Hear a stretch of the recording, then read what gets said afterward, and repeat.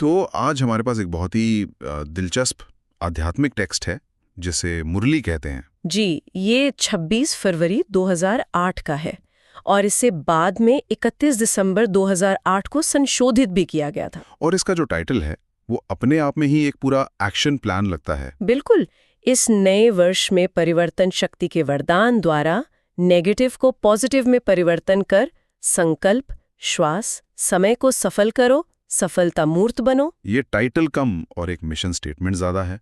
तो मतलब साफ है, आज की हमारी चर्चा का मिशन इस रोड मैप को समझना है। और ये सिर्फ कैलेंडर बदलने की बात नहीं है।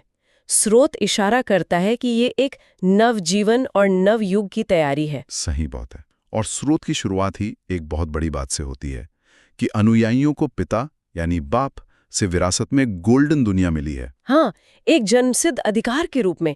ये कोई मामूली विरासत नहीं है, बल्कि दुनिया के किसी भी ताज तख्त से कहीं बढ़कर है। तो चलिए इसी धागे को पकड़कर आगे बढ़ते हैं। इस विरासत को पाने के लिए करना क्या है? सबसे बड़ा लक्ष्य क्या रखा गया है इस नए साल का? स्रोत इसमें बिल्कुल सीधा है, कोई लाग लपेट नहीं। वो कहता है बाप समान संपन्न और संपूर्ण बनना ही है। बाप समान बनना, ये सुनने में तो बहुत ऊंचा लक्ष्य लगता है। मतलब एक आदर्श को पूरी तरह से अपने जीवन में उतार लेना। हाँ, पर इसका जो व्यावहारिक तरीका बताया गया है वो बहुत सरल है। वो क्या है? बस पिता यानी ब्रह्मा बाप के जीवन को फॉलो करना, उनके नक्शे कदम पर चलना। अच्छा।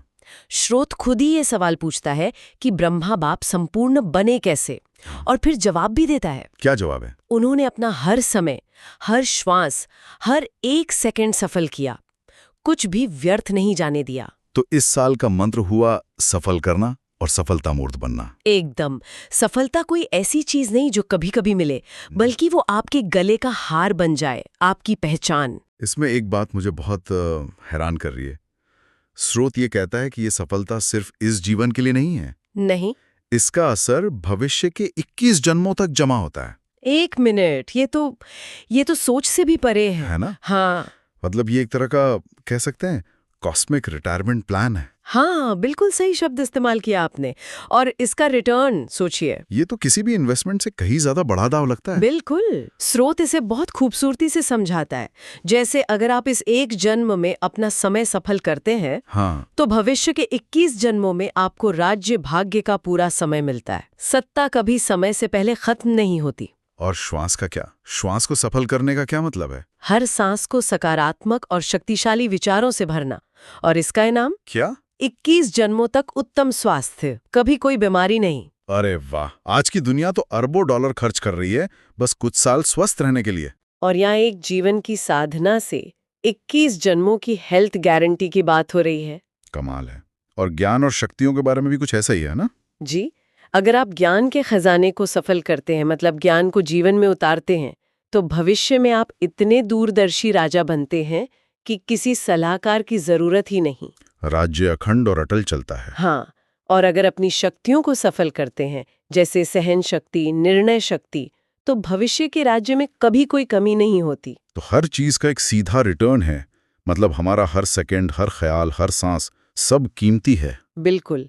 एक भी चीज को व्यर्थ जाने देना मतलब भविष्य की अपनी ही जायदाद को कम करना है। ठीक है, तो लक्ष्य तो समझ आ गया, लेकिन इसे हासिल करने की विधि क्या है? विधि बहुत ही सहज है। सिर्फ 3 शब्द, फॉलो फादर। फॉलो फादर मतलब कोई भी काम करने से पहले बस एक फिल्टर लगाना है। एकदम। कोई भी संकल्प सोचने, कुछ भी बोलने या कोई भी कर्म करने से पहले बस 1 सेकंड रुककर खुद से पूछना है, क्या बाप का ये संकल्प, बोल या कर्म रहा? सही? क्या ब्रह्मा बाप इस परिस्थिति में ऐसा सोचते, बोलते या करते? ये एक बहुत शक्तिशाली सेल्फ चेक है। और ये उस सबसे आम बहाने को भी खत्म कर देता है जो हम सब बनाते हैं। कौन सा? मैंने चाहता तो नहीं था, पर बस हो गया, गुस्सा हो गया, मुंह से निकल गया। हाँ, सही बात है। स्रोत कहता है कि इसका सीधा सा मतलब है अपनी कर्मेंद्रियों पर हमारे मालिकपन की कमी है। हम उनके गुलाम बन जाते हैं। इसीलिए इस साल का नारा इतना दृढ़ है, बाप समान करना ही है, बनना ही है। इसमें कोशिश करेंगे जैसा कोई ऑप्शन नहीं है। लेकिन स्रोत ये भी जानता है कि ये रास्ता आसान नहीं है। वो एक बहुत बड़ी व्यावहारिक चुनौती की बात करता है। और वो क्या है? विरोध, जिसे स्रोत में ऑपोजिशन कहा गया है। अच्छा, ऑपोजिशन, हाँ ये तो होता है। कोई हमारी आलोचना करे तो हमारा आत्मविश्वास डगमगा जाता है। बिल्कुल। अक्सर लोग विरोध के कारण घबराकर अपनी स्थिति यानी पोजीशन से नीचे आ जाते हैं। तो इस ऑपोजिशन से निपटना कैसे है? यहाँ फिर से ब्रह्मा बाप का उदाहरण दिया गया है। स्रोत याद दिलाता है कि शुरुआत में उन्हें अनगिनत विरोधों का सामना अकेले करना पड़ा था। लोगों ने मजाक उड़ाया, आरोप लगाए। हाँ, पर उन्होंने क्या किया? उन्होंने स्वमान की सीट पर बैठकर और दृढ़ निश्चय के शस्त्रों से हर विरोध को समाप्त किया। स्वामान की सीट, ये बहुत दिलचस्प शब्द है। इसका क्या मतलब हुआ? इसका मतलब है अपने आत्मसम्मान और अपनी सच्चाई पर इतना दृढ़ रहना कि बाहरी आलोचना आपको हिला न सके। मतलब अपनी पोजीशन पर मजबूती से टिके रहना। एकदम।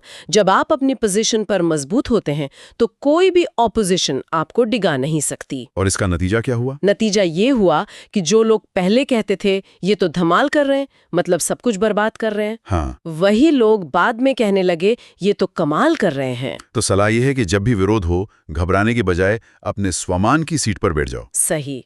ऐसा करने से विरोध आपकी स्थिति को कमजोर करने की जगह और मजबूत कर देगा। ठीक है, तो हमें लक्ष्य पता है, तरीका पता है और चुनौती से कैसे निपटना है ये भी पता है। लेकिन क्या स्रोत हमें कोई खास हथियार भी देता है? हाँ, बिल्कुल देता है। और यही इस साल का विशेष वरदान है। और वो क्या है? वो है परिवर्तन की शक्ति का वरदान। परिवर्तन की शक्ति, पावर ऑफ ट्रांसफॉर्मेशन। इसका काम क्या है? इसका विशेष काम है नेगेटिव को पॉजिटिव में बदलना, और सिर्फ अपने अंदर के नेगेटिव को ही नहीं बल्कि दूसरों के नेगेटिव को भी। हाँ, दूसरों के नेगेटिव संकल्प या व्यवहार को देखते हुए भी उसे अपनी शुभ भावना और शुभ कामना से पॉजिटिव में बदल देना। लेकिन एक मिनट, ये सुनने में थोड़ा आदर्शवादी लगता है। कोई मेरे साथ लगातार बुरा व्यवहार कर रहा है और मैं सिर्फ शुभ भावना रखूं। ये एक बहुत ही व्यवहारिक सवाल है। तो क्या स्रोत बताता है कि इस शक्ति को असल में एक्टिवेट कैसे करें? बिल्कुल बताता है, और तरीका बहुत गहरा है। स्रोत कहता है कि ये शक्ति तब हाजिर होती है जब कोई दिल से मेरा बाबा कहता है। दिल से मतलब सिर्फ जुबान से नहीं? नहीं, एक गहरे अधिकार और संबंध की भावना से। जब दिल से ये आवाज निकलती है तो परिवर्तन की शक्ति मदद के लिए हाजिर हो जाती है।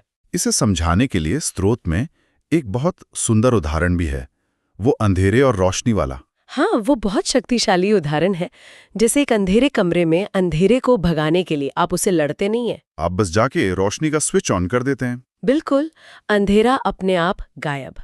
वैसे ही जब कोई मुश्किल परिस्थिति आए तो उसके क्यों, क्या, कैसे में उलझकर बात को बड़ा न बनाए। ऐसा करना अंधेरे से लड़ने जैसा है। हाँ, इसके बजाय रोशनी का स्विच ऑन करना है। और वो स्विच क्या है? वो स्विच है मैं मास्टर, सर्वशक्तिवान हूं की स्मृति की सीट पर बैठ जाना, अपनी असली पहचान को याद करना। वाह, स्रोत में एक बहुत अच्छी लाइन है, सीट पर बैठने से कोई अपसेट नहीं होता, बिना सीट के ही अपसेट होते हैं। कितनी गहरी बातें हैं ना। जब हम अपनी आत्मसम्मान की सीट छोड़ देते हैं तभी बाहरी बातें हमें परेशान कर पाती हैं। बिल्कुल। अच्छा, अब नए साल की बात हो रही है तो उपहारों की बात तो होनी ही चाहिए। जी, लेकिन यहाँ भौतिक उपहारों की बात नहीं हो रही है। जाहिर है, तो कैसे उपहारों की बात हो रही है? अविनाशी उपहार, ऐसे उपहार जो समय के साथ खत्म नहीं होते, और ये 3 स्तरों पर दिए जा सकते हैं। कौन कौन से? मनसा द्वारा, यानी अपने मन की शक्तिशाली तरंगों से दूसरों को शक्तियों का उपहार देना। वाचा द्वारा, अपने शब्दों से ज्ञान का उपहार देना। और कर्मणा द्वारा, अपने कर्मों से गुणों का उपहार देना। लेकिन ये ज्ञान, गुण और शक्तियां, ये खजाने तो सभी अनुयायियों के पास हैं, तो इसमें इस साल के लिए विशेष क्या है? विशेष बात यह है कि इन खजानों को सिर्फ जानना काफी नहीं है, इन्हें हमेशा अपने स्वरूप में इमर्ज रखना होगा। इमर्ज मतलब? आपके व्यवहार से प्रकट होने चाहिए, दिखना चाहिए। सिर्फ कहना कि मैं शांत स्वरूप आत्मा हूँ काफी नहीं, वो शांति चेहरे पर नजर आनी चाहिए। अच्छा, तो ज्ञान मूर्त, गुण मूर्त और शक्ति स्वरूप बनना है। तभी आप ये अविनाशी उपहार दूसरों को दे पाएंगे। और जैसे कुछ उपहार देने हैं, वैसे ही इस साल एक चीज को खास तौर पर विदाई देने के लिए भी कहा गया है। हाँ, हमेशा के लिए छोड़ना है। वो क्या है? वो है क्रोध और उसका बच्चा रोब, यानी दबदबा दिखाने वाला स्वभाव। अच्छा, रोब। स्रोत यहाँ एक बहुत बड़ी गलतफहमी को तोड़ता है ना, कि व्यवस्था बनाए रखने के लिए थोड़ा गुस्सा या रोब जरूरी है। हाँ, ये धारणा बहुत आम है। पेरेंट्स बच्चों पर, बॉस कर्मचारियों पर। सोचते हैं कि इससे वो सुधर जाएंगे। और स्रोत इसी धारणा पर एक सीधा सवाल दागता है, क्या? क्रोध करने से कौन सुधरा है? उसकी लिस्ट बताओ। ये सवाल तो सोचने पर मजबूर कर देता है, क्योंकि अगर हम लिस्ट बनाने बैठें तो शायद एक भी नाम ना मिले जो सच में गुस्से से सुधरा हो। हाँ, डर जरूर गया होगा या चुप हो गया होगा, लेकिन सुधरा नहीं होगा। बल्कि बिगड़े हुए रिश्तों की लिस्ट जरूर बन जाएगी। तो स्रोत गुस्से को एक इनइफेक्टिव टूल की तरह देख रहा है। बिल्कुल। वो आगे समझाता है कि क्रोध से कोई सुधरता नहीं, बल्कि और चिढ़ जाता है या मन में विरोध करने लगता है। तो लक्ष्य ये है कि परिस्थिति चाहे कितनी भी बिगड़ी हुई क्यों ना हो, चेहरा हमेशा मुस्कुराता हुआ रहना चाहिए। हाँ, खुशमिजाज, रोब का चेहरा नहीं। तो अगर हम इस पूरी चर्चा को समेटें तो इसका सार क्या निकलता है? ये कोई पैसिव स्पिरिचुअलिटी नहीं है। नहीं, बिल्कुल नहीं। ये एक बहुत ही सक्रिय और दृढ़ आध्यात्मिक प्रयास का आह्वान है। हर पल को सफल बनाना, हर नकारात्मकता को बदलना। और दूसरों को भी अपने मन, वचन और कर्म से आध्यात्मिक उपहार देकर पिता के समान बनना, ये एक 24/7 वाली आध्यात्मिकता है। और इसका उद्देश्य सिर्फ व्यक्तिगत शांति पाना नहीं है ना? इसका एक बड़ा सामूहिक उद्देश्य भी है। हाँ, ये बहुत महत्वपूर्ण बात है। स्रोत का अंत याद दिलाता है कि समय की रफ्तार बहुत तेज है और दुनिया में दुखी आत्माएं मदद के लिए पुकार रही हैं। तो असली काम है उन हिम्मतहीन आत्माओं को अपने अनुभव से हिम्मत और उमंग उत्साह के पंख लगाकर उड़ाना। बिल्कुल, ये एक वैश्विक जिम्मेदारी का एहसास कराता है। और जाते जाते एक विचार, इस स्रोत में इतनी परतें हैं कि हम घंटों बात कर सकते हैं। जी, इसमें एक स्लोगन है जिस पर हमने विस्तार से बात नहीं की। कौन सा? मस्तक पर सदा साथ की स्मृति का तिलक लगाना, यही सुहाग की निशानी है। वाह! आध्यात्मिक साथ की स्मृति को एक तिलक के रूप में देखने का विचार बहुत गहरा है। तिलक हमारी पहचान, हमारे सौभाग्य का प्रतीक होता है। तो परमात्मा के साथ की स्मृति को एक तिलक की तरह हमेशा अपनी चेतना के केंद्र में धारण करने का क्या अर्थ हो सकता है? और इसे सुहाग यानी परम सौभाग्य की निशानी क्यों कहा गया है? या सोचने वाली बात है।